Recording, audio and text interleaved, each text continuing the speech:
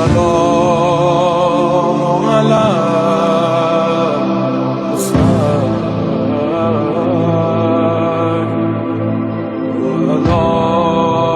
علي بن حول ولا قوة إلا بالله العلي العظيم. بسم الله الرحمن الرحيم. الحمد لله رب العالمين قاسم الجبارين رب الشهداء والصديقين، والصلاة والسلام على سيد المرسلين أبي القاسم محمد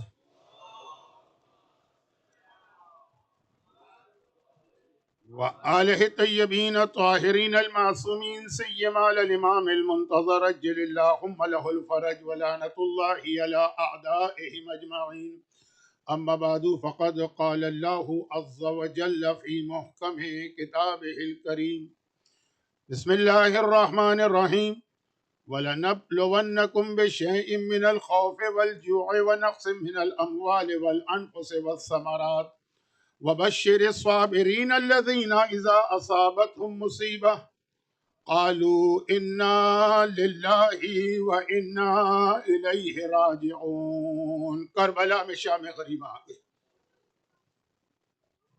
سورہ بقرہ کی اس آیت کی کمپلیٹ تفسیر میدان کربلا۔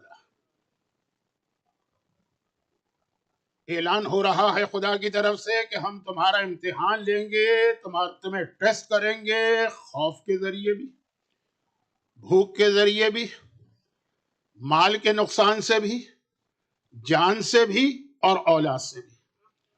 وَبَشِّرِ الصَّابِرِينَ، اور بشارت ہو صبر کرنے والوں پر، الَّذِينَ إِذَا أَصَابَتْهُم مُّصِیبَةٌ، جب ان پر مصیبت نازل ہوتی ہے تو صرف ایک جملہ کہتے ہیں: قالوا انا للہ وانا الیہ راجعون۔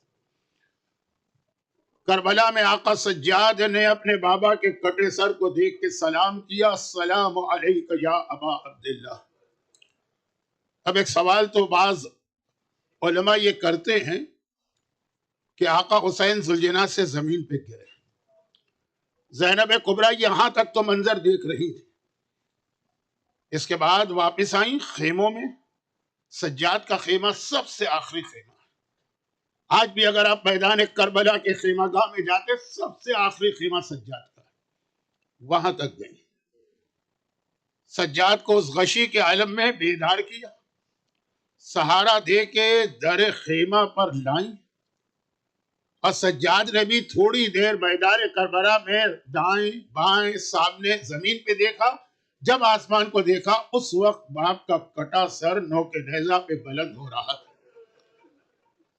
اس وقت میدان کربلا میں تین چیزیں حرکت میں تھیں: ایک دائیں سے بائیں، ایک زمین سے آسمان پر، اور ایک آسمان سے زمین پر۔ دائیں سے بائیں زینب کبریٰ تھی جو بے چین اور بے قرار ہو کے پریشانی کے عالم میں سجاد کے پاس آ رہی، آسمان سے زمین پہ رسول خدا جبرائیل امین کے ساتھ آ رہے، اور زمین سے آسمان پہ حسین کا کٹا سر بلند ہو رہا۔ تو ایک سوال کیا جاتا ہے کہ جب حسین ذوالجناح سے زمین پہ گر گئے تو اتنی دیر کیوں لگی اس سر کو کٹنے میں اور بلند ہونے میں؟ عربی مقتل میں جملہ پڑھا جاتا ہے جو ہمارے ہندوستان اور پاکستان کے ہاں میں اس کو نہیں پڑھا جاتا کیونکہ ذرا سخت جملہ: شمر جالس علی صدرہ قابض علی لحیتہ۔ وہ شمر ملون حسین کے سینے پہ بیٹھا ہے، قابض علی لحیتہ، آقا کے ریش مبارک کو اپنے ہاتھوں میں تھاما ہے، لیکن اس ظالم نے خنجر ایسا استعمال کیا تھا جس کی دھار تیز نہیں تھی۔ 9 مرتبہ اس نے یہ خنجر حسین کے پیاسے گلے پر چلایا، تب میرے آقا کا سر جدا ہوا، نوک نیزہ پہ بلند ہوا۔ اچھا، اب ایک ایسا منظر ہے، 5 محرم کی مجلس میں ایک جملہ میں نے کہا تھا اور یہ عرض کیا تھا کہ شام غریبہ اس کی وضاحت کروں گا۔ 5 محرم کی مجلس یاد کیجئے، اون و محمد کو لے کر جب ان کے بابا آئے تھے زینب کبریٰ کے پاس، عبداللہ ابن جعفر طیار، تو زینب نے خالی سوچا تھا کہ میرا شوہر مجھے واپس لے جانے تو نہیں آیا، تڑپ کے کہا تھا کہ اے میرے چچا کے بیٹے، اگر مجھے واپس لے جانے آیا ہے تو زینب چلے گی، مگر زینب نہیں جائے گی، زینب کی میت جائے گی، کیونکہ بھائی سے الگ ہو کے یہ بہن زندہ نہیں رہ سکتی. ٹھیک ہے, زینب کبریٰ نے یہ فرمایا اور حق ہے. اب یہاں کربلا میں جس وقت حسین کے گلے پہ خنجر چلا, بھائی سے جدائی ہو گئی ہمیشہ کے لیے, پھر بھی زینب زندہ کیسے رہی؟ سوال یہ ہے, دشمن اہل بیت کہے گا کہ آپ بتاتے ہیں کہ شہزادی کا رتبہ بہت بلند ہے. وہ ایک جملہ انہوں نے کہا تھا انہوں محمد کے وقت, اور وہ بھی سچا نہیں نکلا. نعوذ باللہ. صدیقہ کیسے ہوئی, وہ سچی کیسے ہوئی؟ دیکھیے زینب مر جاتی حسین کے کٹے سر کو دیکھ کر. اب مر جانا چاہیے تھا زینب جیسی بہن کو. صرف ایک جملے نے زینب کو زندگی دی ہوئی. جب حسین نے آخری رخصت کے وقت کہا تھا زینب اب تک کا جہاد میں نے کیا اور اب میرے اس جہاد کو مکمل کرنا تیرا کام ہے. اسی لیے زینب کا لقب ہے شریکۃ الحسین. اس جملے نے زینب مرتی ہوئی زینب کو زندہ رکھا. بھائی کا جہاد مجھے مکمل کرنا ہے. اور کس صبر کے ساتھ اب زینب نے لٹے قافلے کو سنبھالا. ہمارا سلام ہو اس وقت حسین کے کٹے سر پر تو ہے سلام. زیارت ناحیہ میں کتنے سلام آپ نے سنے. سلام ہو اس داڑھی پر جو اپنے خون سے سرخ ہو چکی ہے. سلام ہے ان کٹی ہوئی رگوں پر. سلام ہے اس بلند نیزے پر. سلام ہے ان بیویوں پر جن کی چادریں چھینی جا رہی ہیں. سلام ہے ان رخساروں پر جن پہ تماچے لگائے جا رہے ہیں. سلام ہو اس کمر پر جس پہ کوڑے برسائے جا رہے ہیں. کہ میدان کربلا میں اب شام غریبہ آ رہی ہے. زینب کی ذمہ داری بہت بڑی. کٹا سر دیکھنے کے بعد زینب نے اپنے آپ کو سنبھالا اور خیمے کے اندر آئی. اب بیویوں کو تسلی اور دلاسا دینا کہ زینب کے کان میں گھوڑے دوڑنے کی آواز. زینب حیران ہوگی. فضا سے کہا اماں فضا میرا بھائی تو مارا گیا, میرا پورا گھرانہ مارا گیا, اب تو کوئی زندہ نہیں بچا, اب یہ گھوڑے کیوں دوڑائے جا رہے ہیں, ذرا دیکھ کے آنا. فضا خیمے سے باہر نکلی, عجیب منظر دیکھا. عمر سعد نے اپنی فوج کو جمع کیا اور کہا ہے کہ تم عرب کے رہنے والوں, تمہیں پتا ہے جب ہم کسی سے پورا ریونج لیتے ہیں تو خالی اس کو قتل نہیں کرتے, اس کے لاشے کو بھی گھوڑوں کے تلے پامال کرتے ہیں. اپنے گھوڑے تیار کرو, ابھی لاشوں کو پامال کرنا. اب یہ گھوڑے تیار ہو رہے ہیں. ایک مرتبہ حبیب ابن مظاہر کا قبیلہ آگے آیا, کہا کہ اے عمر صاحب ہمارے ساتھی نے بڑی غلطی کی, ہم مانتے ہیں, لیکن ہماری غیرت برداشت نہیں کر سکتی کہ ہمارے ہوتے ہوئے اس کا لاشا پامال ہو جائے. عمر سعد نے کہا حبیب سے میرا کیا اختلاف ہے, حبیب کا لاشا لے جاؤ. یہ دیکھ کر ہر کی فوج آگے بڑھی, کہا کہ ہمارے سردار نے بڑی خطا کی ہے, لیکن وہ مر گیا, اب اس کا لاشا پامال ہوتے ہم نہیں دیکھ سکتے. عمر سعد نے کہا لے جاؤ لاشا. ایک ایک شہید کا کوئی جاننے والا, کوئی قبیلے والا, کوئی رشتہ دار آتا ہے اور لاشا لے کے چلا جاتا ہے. یہاں تک کہ اکبر کا لاشا بھی اٹھ گیا, مگر آخر میں کربلا کی ریتی پر ایک لاشا رہ گیا. کوئی نہیں ہے جو آ کر کہے کہ عمر سعد یہ محمد کے نواسے کا لاشا ہے, یہ علی کے لخت جگر کا لاشا ہے, یہ زہرا کے دلبند کا لاشا ہے, یہ حسین ابن علی کا لاشا. اگر اکبر زندہ ہوتے تو بابا کے لاشے کو بچاتے. فضا نے یہ منظر دیکھا, آواز دی شہزادی ذرا خیمے سے نکل کے تو دیکھیے میرے آقا کے لاشے میں کیا گزر رہی. زینب باہر آئی, دیکھا بھائی کا لاشا ہے اور گھوڑے دوڑائے جا رہے ہیں. پہلے تو مدینے کا رخ کیا.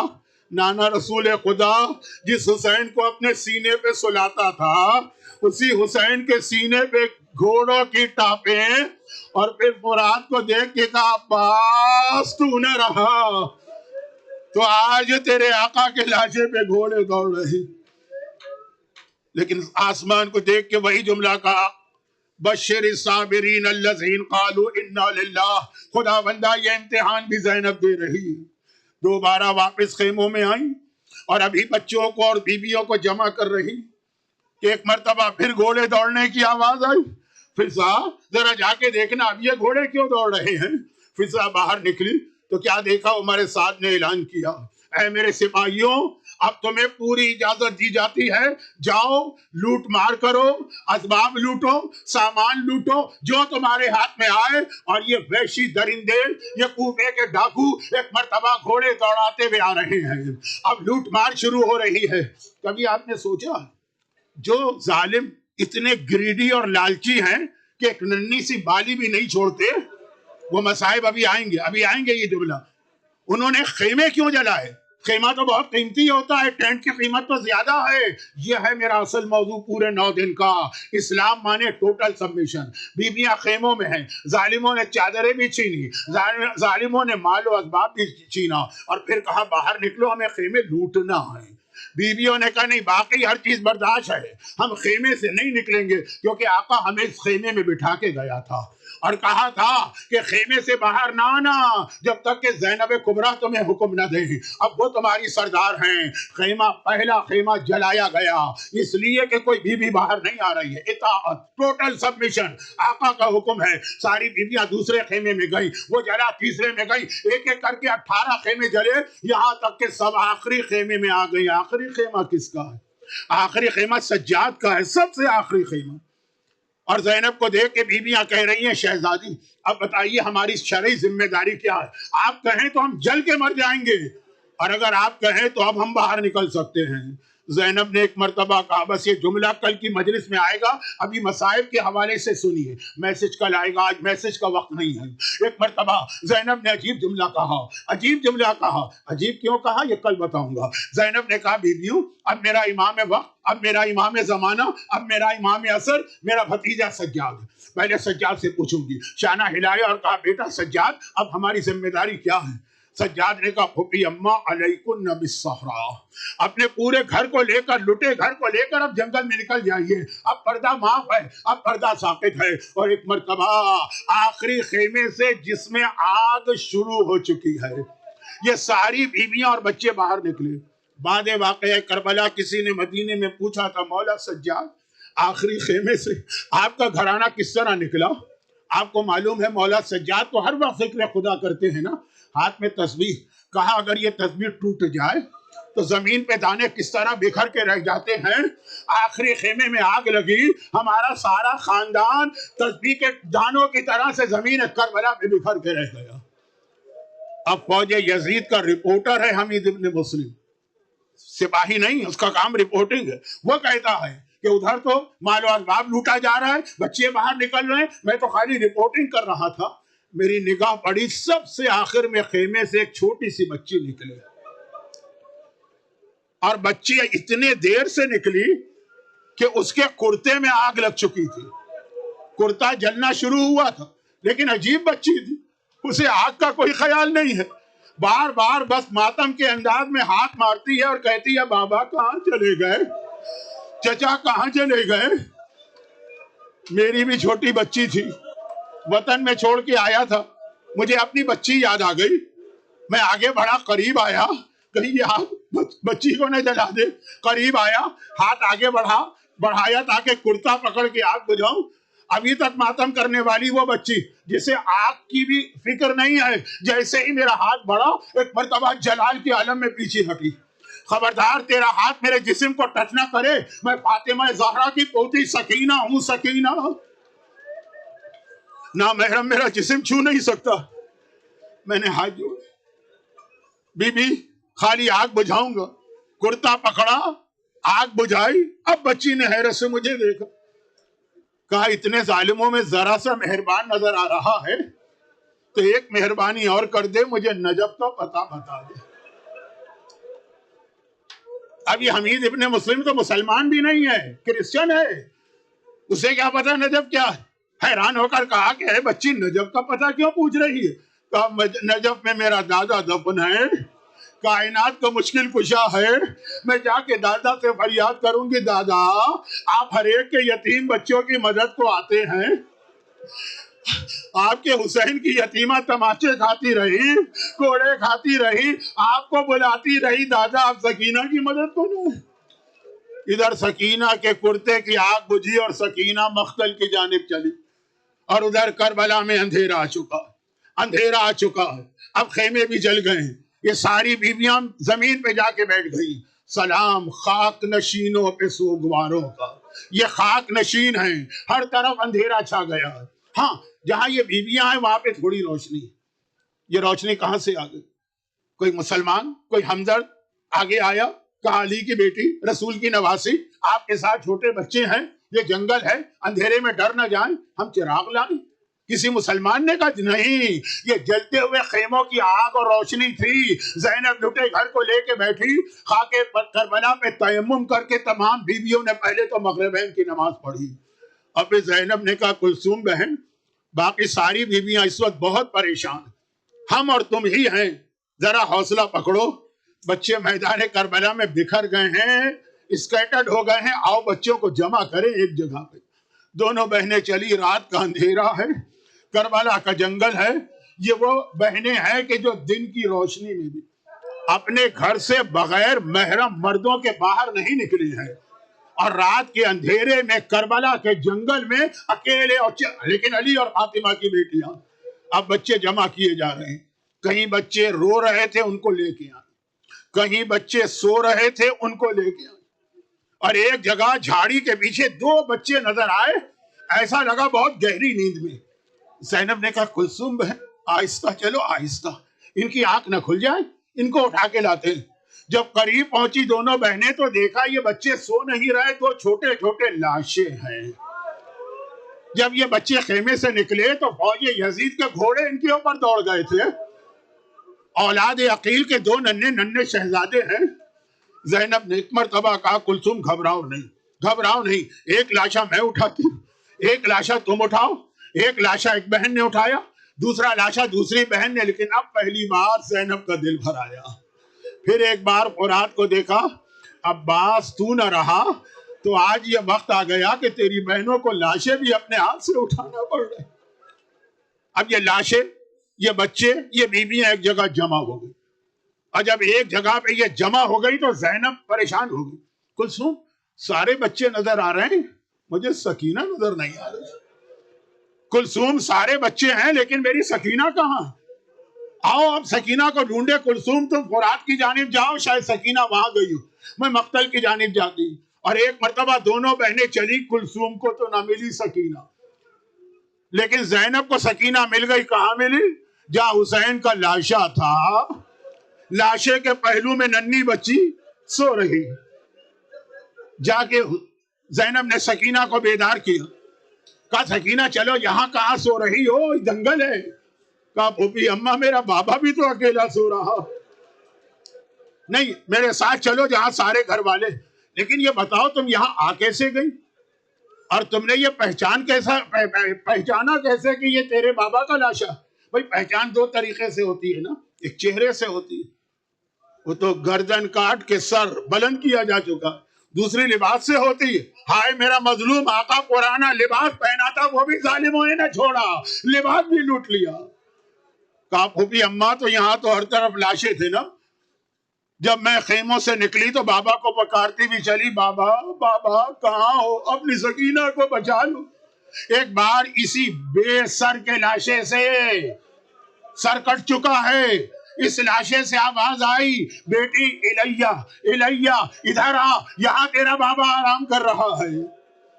پھوپھی اماں ہمیشہ تو میں باپ کے سینے پہ سوتی تھی نا، آج میں سینے پہ تو نہ سو سکی. کیوں؟ اتنے تیر لگے تھے حسین کے سینے میں کہ بچی کے لیے سونے کی جگہ نہ تھی، میں بابا کے برابر سو گئی.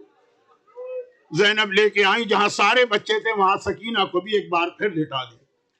اور تھوڑی دیر گزری. اس سے پہلے ایک چھوٹا سا جملہ سن لیجئے. تیسری بار عباس کو یاد کیا جا رہا، اور وہ یہ ہے کہ جب مختار نے خولی کو پکڑا تھا، جب مختار نے خولی کو گرفتار کیا تھا تو یہ پوچھا تھا نا تو نے کربلا میں کیا کیا.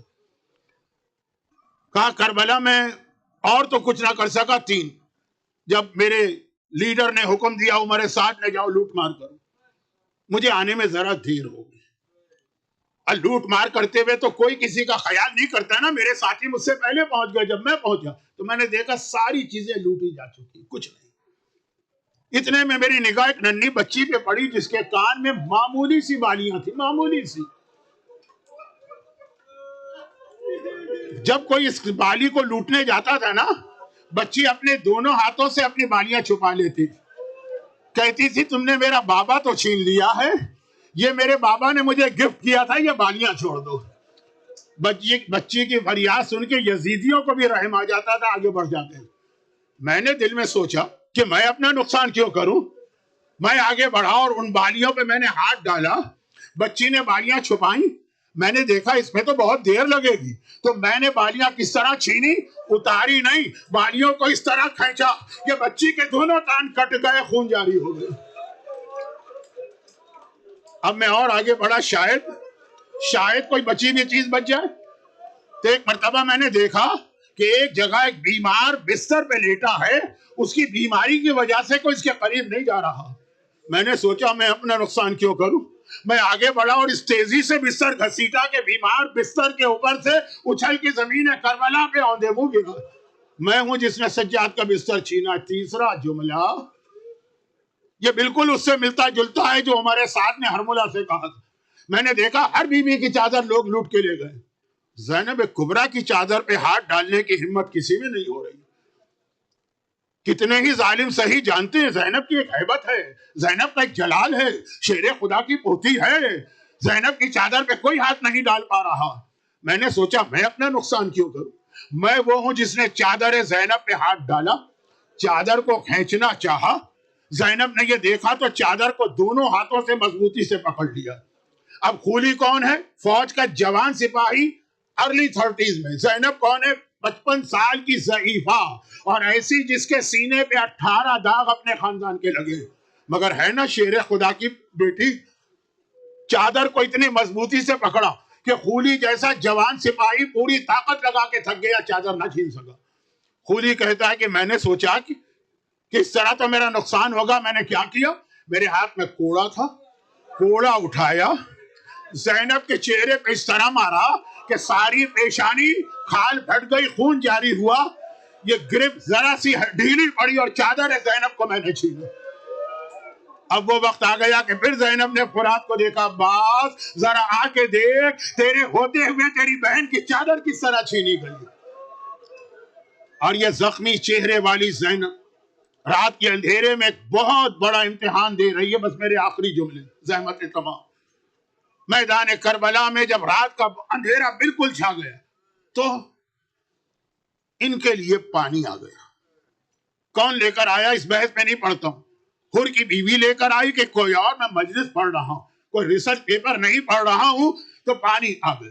بس ایک بات یاد رکھے, یہ پانی دیکھ کر بیویوں کے دل پہ کیا قیامت گزری ہو. کسی سے آپ کو بہت محبت, اور وہ کوئی چیز آپ سے مانگ رہا ہو اور مانگتے مانگتے دنیا سے چلا جائے اور یہ چیز آپ کو اس کو نہ دے سکے. جب کبھی وہ چیز آپ کے سامنے آئے گی آپ کو اپنا وہ مرنے والا یاد آئے گا. وہ پانی دیکھنا تھا, ہر بیوی کو اپنا اپنا وارث یاد آ گیا. فرمانے کا قاسم بیٹا تو پیاس سے تڑپ رہا تھا نا, پانی آ گیا. لیلا نے کہا اکبر بیٹا تو نے بابا کے پاس آ کے فریاد کی تھی نا کہ بابا بہت پیاس لگ رہی, دیکھ پانی آ گیا. ہر بیوی پانی کو دیکھ کے اپنے مرنے والے کو یاد کر رہی ہے. میں ایک سوال کرتا ہوں, یہ ساری بیویاں فریاد کر رہی ہے, رباب کے دل پہ کیا گزر رہی ہے؟ اصغر بیٹا 3 بھال کا تیر کھایا, پانی آ گیا. بس زینب کبریٰ کی نگاہ پانی میں پڑی, جلال کے عالم میں آ گئی. اب ایک روایت کا وہ ٹکڑا پڑھ رہا ہوں, پوری روایت تو ہر کتاب میں, ایک ٹکڑا جو میرے استاد پڑھا کرتے تھے مجھے کسی کتاب میں نہیں ملا, لیکن بہرحال مطابق عقل بھی ہے اور میرے استاد بہت یقین سے پڑھتے تھے, پڑھ رہا ہوں. زینب کی نگاہ پانی پہ پڑی, جلال میں آ گئی علی کی بیٹی. سجاد مجھے پانی نہیں چاہیے, واپس کر. میرا حسین پیاسا چلا گیا اور میں پانی استعمال کروں, میرا قاسم و اکبر پیاسے چلے گئے اور میں پانی استعمال کروں, پانی واپس کر. سجاد نے صرف ایک جملہ کہا, بڑے ضرور ہیں, عہدے میں امام ہیں, لیکن زینب کا رتبہ جانتے, پھوپھی اماں یہ پانی لے لیجئے اور پی لیجئے. نہیں سجاد میں یہ پانی نہیں پی سکتی, میرا حسین پیاسا چلا گیا. پھوپھی اماں پانی پی لیجئے. نہیں بیٹا میں کس دل سے یہ پانی پیوں. تیسری بار سجاد نے کہا پھوپھی اماں پانی پی لیجئے. زینب حیران ہو گئی, بیٹا آج تک تو نے میری کوئی بات ٹالی نہیں ہے, آج بار بار کیوں اصرار کر رہا. اب وہ ٹکڑا روایت کا, پھوپھی اماں بس ایک چیز میں آپ کو دکھانا چاہتا ہوں.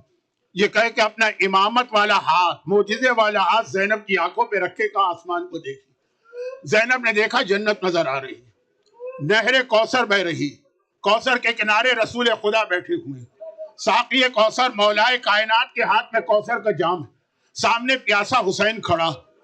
علی کوثر کا پانی لے کے حسین کی جانب جاتے ہیں, کہتے بیٹا حسین پانی پی لے, جنت میں آ گیا نا, کوثر کا پانی پی لے. حسین نے کہا نہیں بابا میں پانی نہیں پیوں گا. رسول خدا نے کہا یا علی یہ کوثر کا جام مجھے دے دے میں پانی پلاتا ہوں. رسول کے ہاتھ میں جام کوثر ہے. کہا حسین قریب آ یہ پانی پی لے. کہا نانا یہ پانی نہیں پیوں گا. بڑا بھائی حسن آگے آیا, کہا کہ بھیا حسین پانی پی لے. کہا نہیں بھیا میں پانی نہیں پیوں گا. آخر میں دکھیاری ماں فاطمہ زہرا آگے بڑھتی, میرے لال تو بہت پیاسا, میرے لال تو بہت پیاسا, ارے پانی پی لے, اب تو امتحان مکمل ہو گیا, خدا نے اجازت دے دی. کہا اماں یہ پانی نہیں پیوں گا. فاطمہ نے پوچھا بیٹا کیوں نہیں پیے گا؟ کہا ابھی میری زینب پیاسی ہے, ابھی میرے بچے پیاسے ہیں, وہ پیاسے ہیں, اور میں کوثر کا پانی بھی پی لوں نہیں ہو سکتا. سجاد نے کہا پھوپھی اماں اگر یہ پانی آپ نے نہیں لیا تو میرا بابا وہاں بھی پیاسا رہے گا. وہ میرے آخری جملے اب نہ مجھ سے پڑھا جا رہا ہے نہ آپ سے سنا جا رہا ہے. ایک بار اب زینب نے پانی کا جام ہاتھ میں لیا, چاروں طرف دیکھا, بیویاں ایک طرف ہیں, بچے ایک طرف ہیں. آگے بڑھی, بچوں میں سے سکینہ کو دیکھا, بازو پکڑ کے ہلایا. سکینہ پھر نیند سے بیدار ہو. پھوپھی اماں کیا بات ہے؟ کہا کہ میں پانی لے کر آئی ہوں, پانی آ گیا. دیکھیں پانی سننا تھا, نیند سے بھی اٹھی ہے لیکن تڑپ کے کہتی ہے پھوپھی اماں تو کیا میرا چچا عباس واپس آ گیا ہے؟ زینب نے کہا نہیں سکینہ بیٹی عباس تو نہیں آئے, پانی آ گیا. اب ایک عجیب سوال کر رہی ہے بچی, پھوپھی اماں میں تو سو رہی تھی, پیاسا تو میرا بھیا سجاد بھی ہے, وہ تو بیمار بھی ہے, پہلے انہیں پانی دے. کہا نہیں پہلے تو پی. میری اماں رباب بھی تو پیاسی ہے نا, انہیں پانی دے دے. کہا نہیں پہلے تو پیے گی. ارے آپ بھی تو پیاسی ہیں, کہا پہلے تو پیے گی. پھوپھی اماں جب سب پیاسے ہیں تو پہلے مجھے کیوں دے رہی ہیں؟ کہا اس لیے کہ تو سب سے چھوٹی ہے, اور طریقہ یہی ہے کہ پہلے چھوٹوں کو پانی پلایا جاتا. اب سکینہ نے کوئی اعتراض نہیں کیا, پانی لے لیا, مگر پیا پھر بھی نہیں. پانی لے کے مقتل کی جانب دوڑی. زینب نے کہا سکینہ بیٹی کہاں جا رہی ہے؟ کہا پھوپھی اماں آپ ہی نے تو کہا تھا پہلے چھوٹوں کو پانی پلاتے ہیں. ارے میرا اصغر بھیا کربلا کا سب سے کم سے پیاسا, اصغر کو پانی پلا کے الا ولعنت اللہ علی قاتلیہم اجمعین.